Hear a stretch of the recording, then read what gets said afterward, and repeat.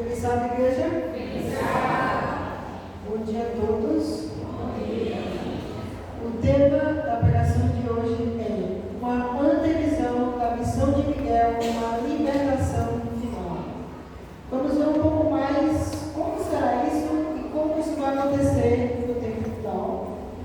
Vamos ver algumas palavras novas e entender algumas coisas. Será uma antevisão da missão de Miguel na libertação final.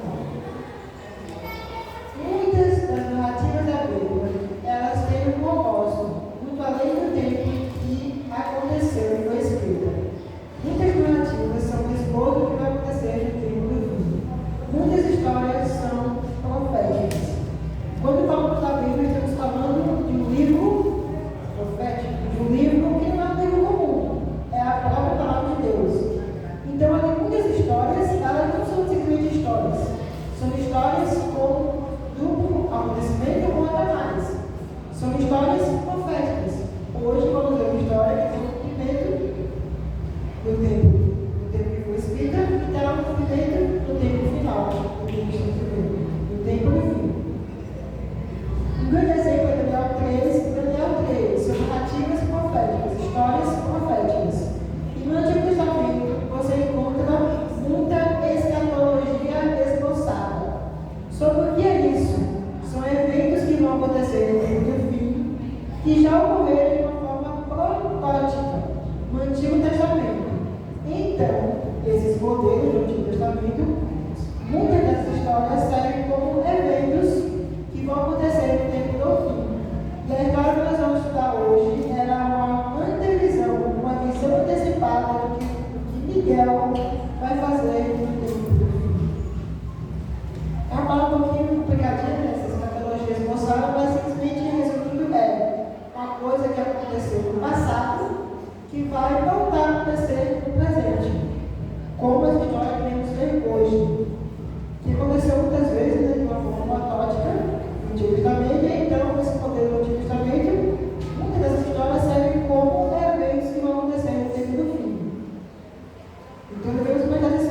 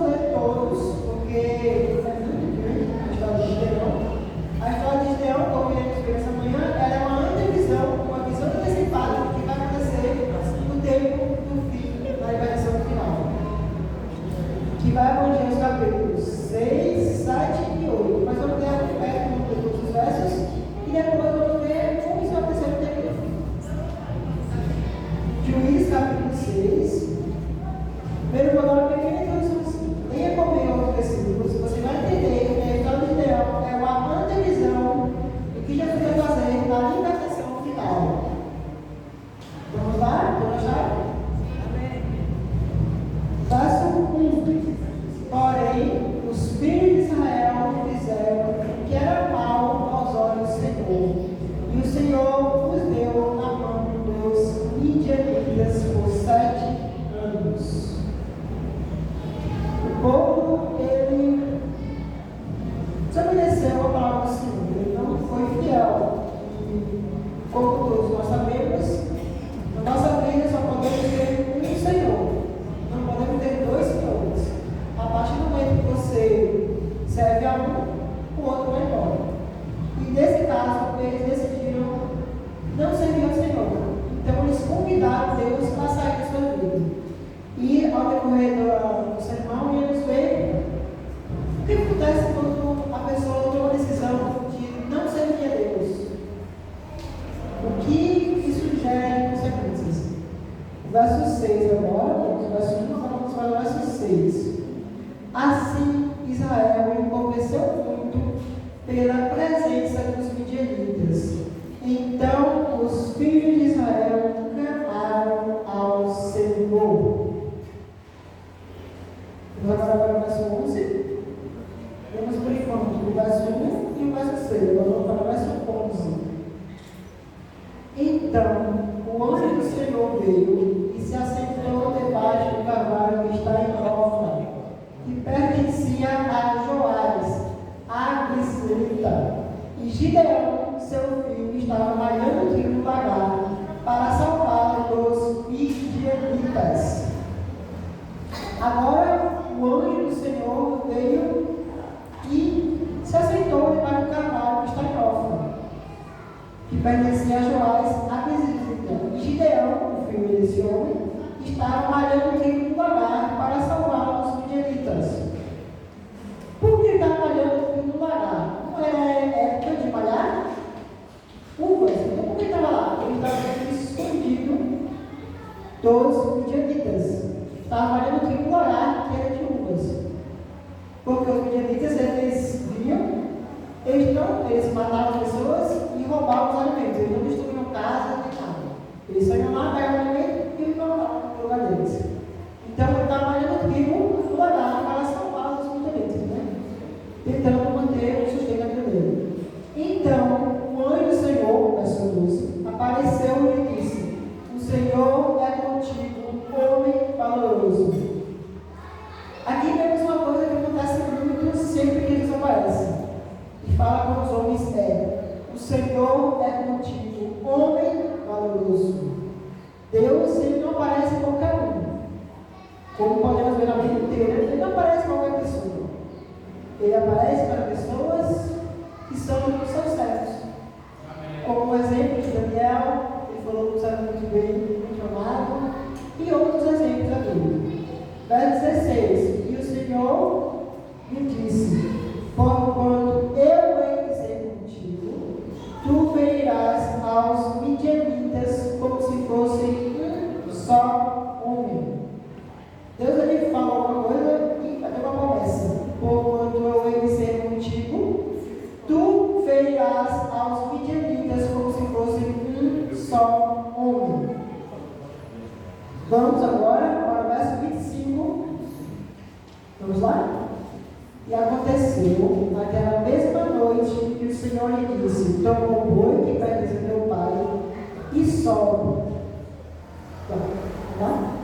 A saber, o leitor. E aconteceu naquela mesma noite, que o Senhor lhe disse: toma o boi que pertence a teu pai, a saber, o segundo boi de 7 anos, e derruba o altar de Baal, que é de teu pai, e corta o poste que está ao pé dele.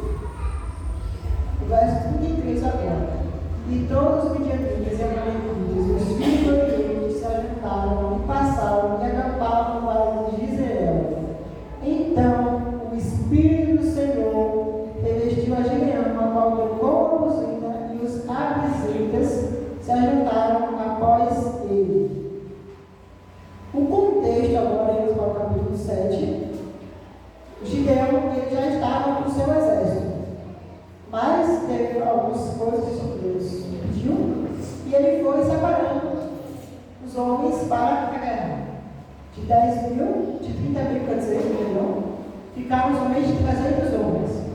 Juízes, capítulo 7, verso 7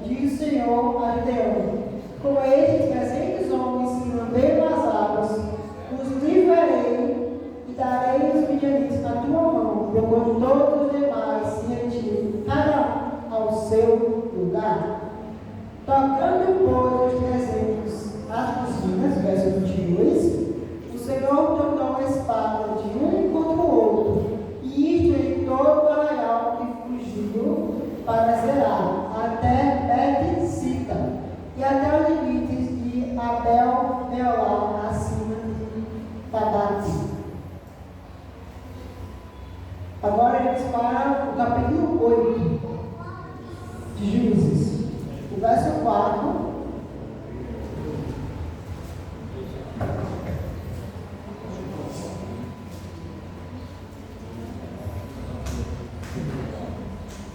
Como Gideão veio ao Jordão, passaram os 300 homens com ele.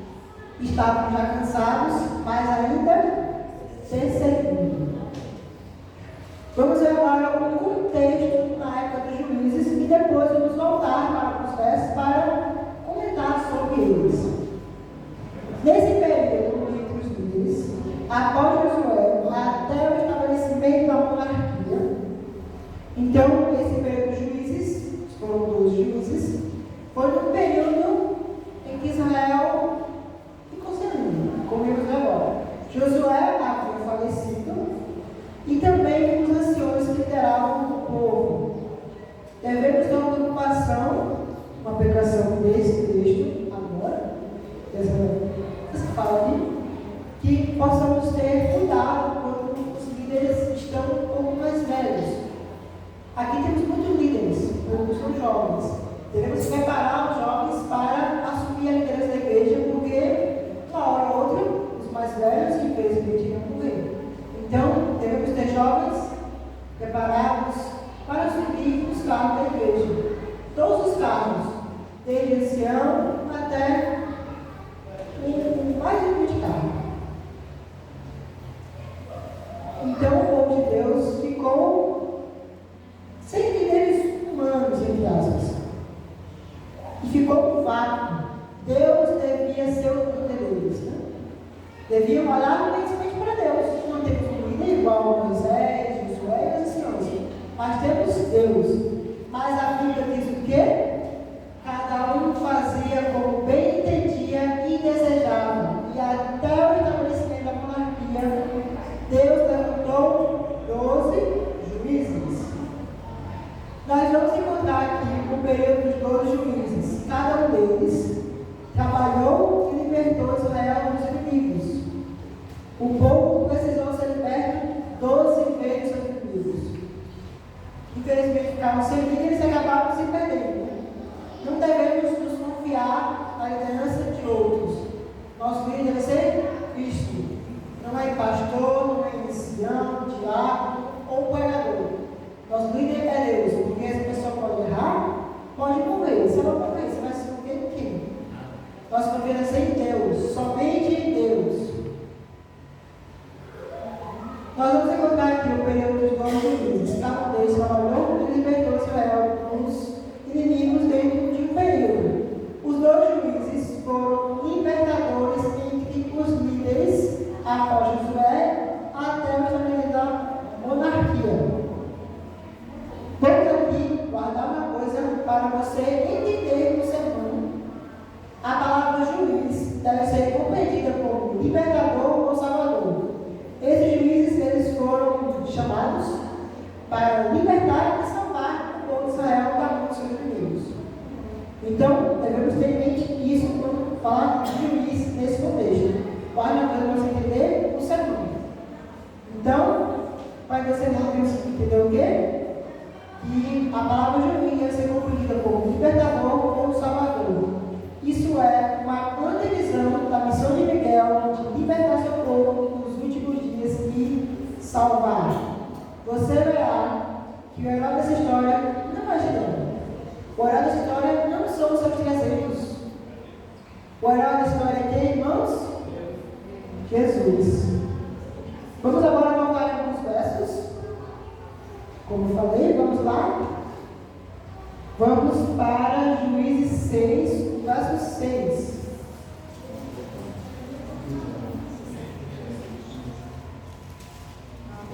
Vocês, vamos lá?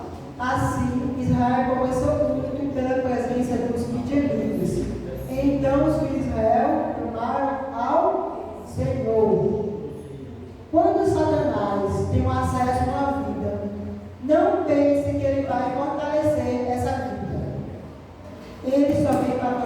irmãos? Matar, roubar, destruir. Sem dar espaço na nossa vida para ele, ele vai fazer o que, irmãos? Matar, roubar, destruir. Ele não vai fazer coisa boa. A grande estratégia de Satanás é a mentira, a ilusão e o pecado. Né? É um dos enganos que vemos hoje em dia. E um desses é pintar o pecado como uma coisa, como uma ação ou como uma coisa boa e inconsequente. Que muitos, infelizmente, querem pintar. O pecado é uma coisa boa. Tem nada bom do pecado. Não tem. Não existe isso. Todo pecado tem suas consequências. Pintar o pecado como uma ação ou algo inconsequente não é uma coisa boa. O dia que você e eu entendermos a malignidade do pecado, a gente não vai querer viver mais na prática daquilo que não presta. Quando você descobre uma coisa ruim, você vai querer fazer aquilo? Não vai. Então devemos tomar consciência que o pecado é uma coisa má, uma malignidade do pecado. Devemos entender como questões disso e não querer viver nessa prática do pecado, daquilo que não presta. Vamos agora para o verso 25. E aconteceu naquela mesma noite que o Senhor lhe disse: toma o boi que pertence a teu pai, a saber, o segundo boi de 7 anos, e derruba, depois de 7 anos tem uma vírgula aqui, isso vai descer para nossa vírgula, depois diz aqui, e derruba o altar de Baal, que é de teu pai, e corta o bosque que está ao pé dele. Hoje em dia, não estamos mais na época de altares, né? Nem de ídolos.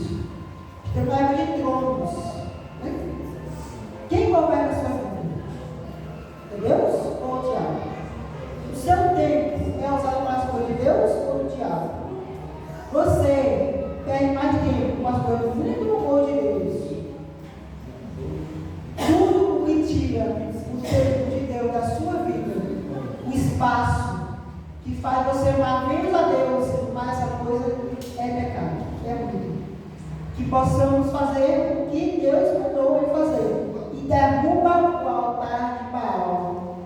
E corta o bosque que está ao pé dele.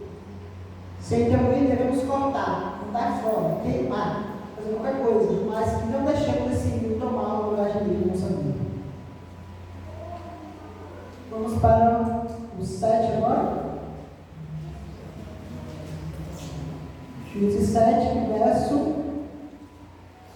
22. Tocando, pois, os 300 as bocinas, o Senhor tomou a espada de um e do outro, isto é, todo arraial que fugiu para Zererá, até Betsida e até o limite de Abel Meolá, acima de Tabate. Deus foi a batalha, e a espada dos amalequitas lutaram entre si e se autodestruíram. Quando Deus vai à batalha, Ele não vai para perder, Ele vai para ganhar. Que possamos sempre ir à batalha, todos os dias, com Deus. Vamos agora ler o verso 8, verso 4. Capítulo 8, verso 4. É, 8, verso 4.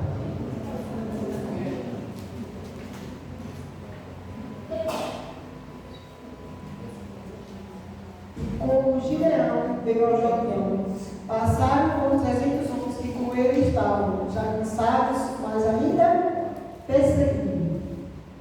Não desista de lutar com Deus em oração, até eliminar todos os seus inimigos da sua vida espiritual. Como Paulo mesmo fala, né? A nossa luta não é contra a carne nem o sangue, mas sim contra as potestades das trevas. Nossa luta não deve ser contra pessoas, atitudes, mas sim contra o inimigo. Nossa luta é espiritual. Na época deles foi uma luta física, mas agora é uma luta espiritual. e que possamos não desistir nunca de orar a Deus e pedir forças para vencer essa batalha todos os dias, incansavelmente até obter a vitória. Assim Jesus venceu e assim nós devemos vencer. Jesus é o nosso exemplo. Assim como ele venceu, nós podemos vencer. Tudo que ele teve, nós temos. Tudo. Tudo que ele teve, nós temos. Ele veio como nós, como homem vencido. Jesus, ele veio como libertador do pecado, do cativeiro do pecado. Aqui iremos ver agora um pouquinho do contraste. O que aconteceu no passado e que hoje em dia é pouco ocorrido. No passado, a pessoa, quando conhecia Jesus, era transformada. A pessoa recebia uma nova vida. Se você recebeu uma nova vida, porque você morreu. Devemos pensar assim: a partir do momento que eu conheço Jesus, eu tenho que morrer para o eu e viver para Cristo. Não posso voltar. O Evangelho que não transforma não é Evangelho. Verdade que não transforma não é verdade. Jesus veio para nos libertar do pecado, do poder do pecado. Em Jesus há poder para vencer todas as tendências herdadas e cultivadas para o mal. O dia que você e eu, como cristão, entendemos a malignidade do pecado, a gente não vai querer viver na prática daquilo que não presta. Eu comentei um pouquinho atrás. Devemos entender a malignidade do pecado. Não possamos viver como pessoas que não conhecem a luz. Nós conhecemos a luz. Que possamos viver de acordo com a luz conhecida. Possamos agir avançado no conhecimento do meio dia. Portanto, os dois juízes são modelos imperfeitos do libertador fiel.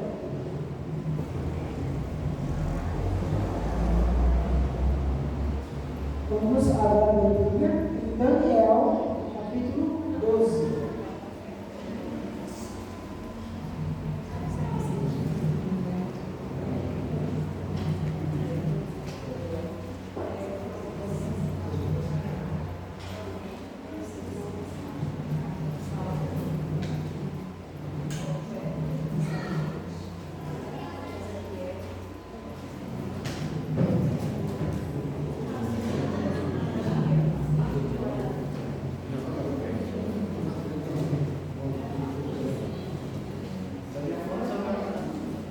Daniel 12,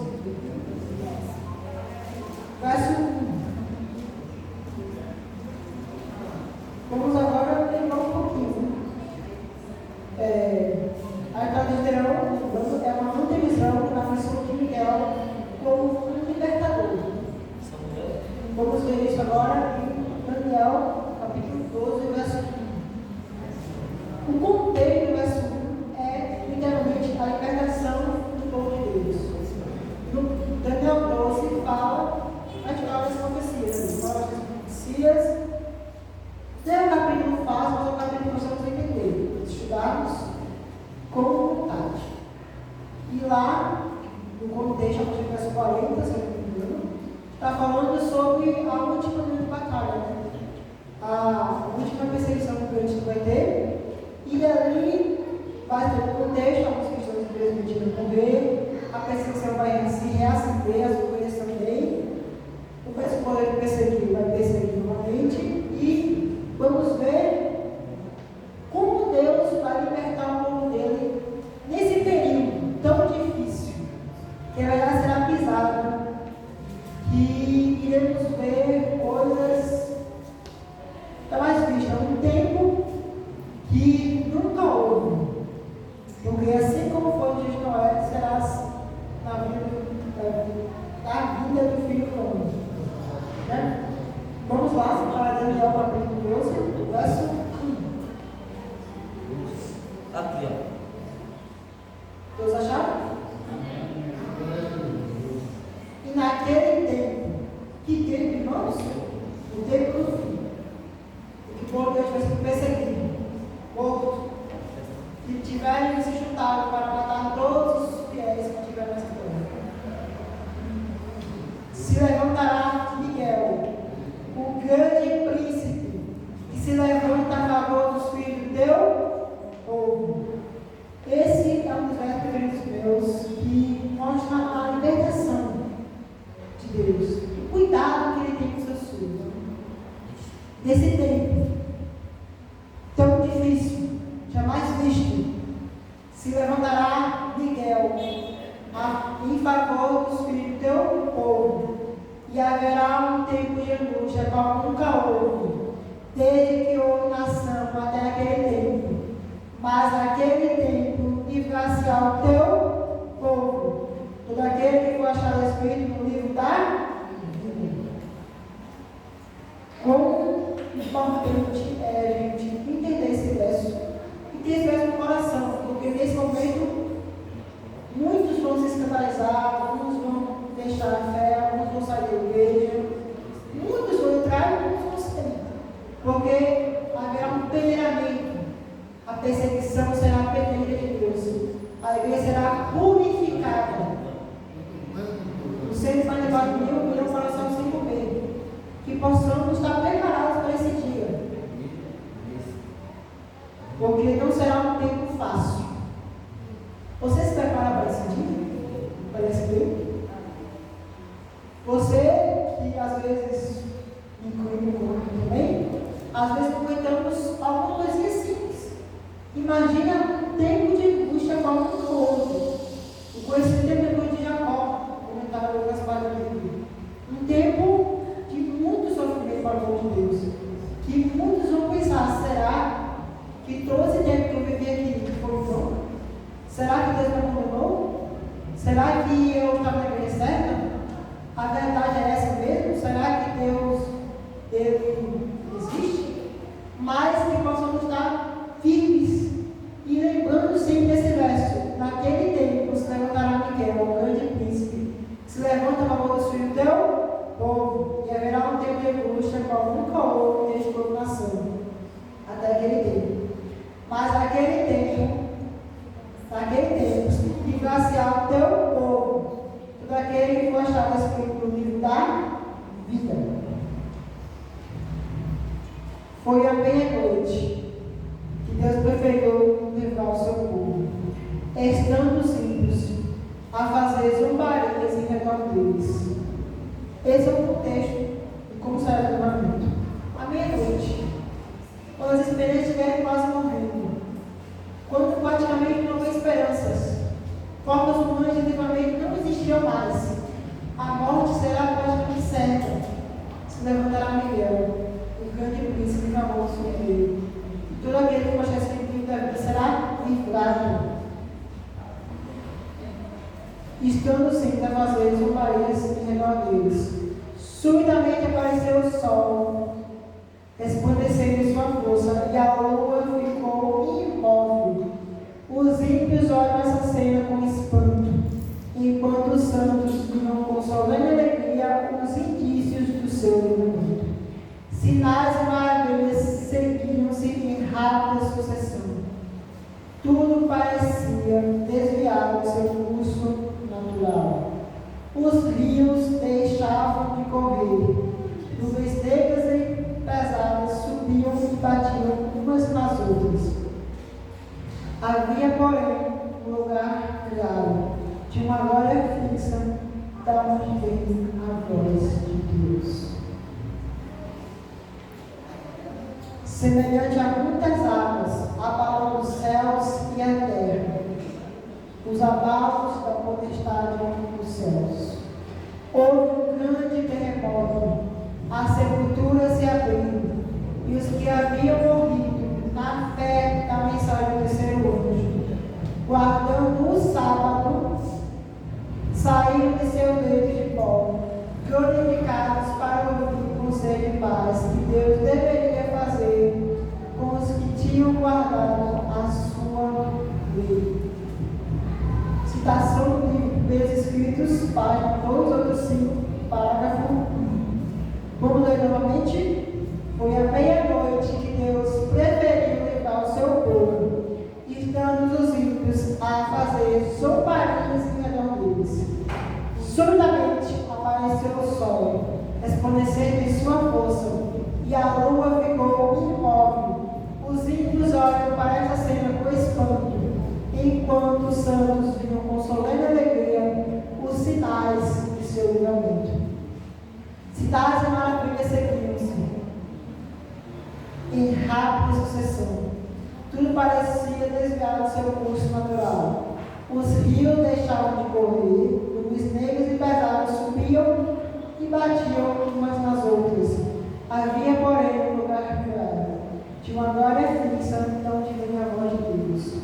Semelhante a muitas águas, abalando os céus e a terra. Houve um grande terremoto, as sepulturas se abriram. Aqui é a ressurreição especial.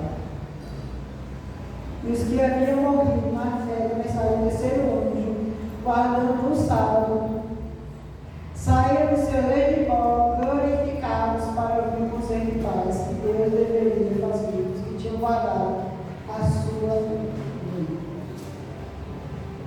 E agora iremos encaminhando para o final do sermão. E eu gostaria que todos aqui entendessem esse pequeno pensamento. As narrativas de Gideão, ele é um libertador, é um salvador, um juiz, é uma visão antecipada da missão do juiz de toda a terra, o guardião de Israel, o guarda de Israel. Jesus Cristo, que disse que estou convosco todos os dias e virei para a libertação final, que nos tirará desse mundo de opressão e de pecado, e nos levará a salvo para ver da sua glória.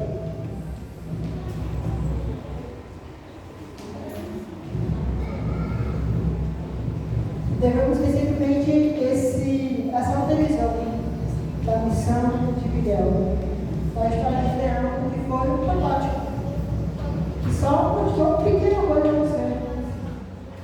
Vários personagens da Bíblia são protótipos de Cristo: José, Daniel, Gibeão, Moisés e outros profetas. Vários personagens da Bíblia exemplificaram a missão e a pessoa de Jesus, como se vê alguns agora.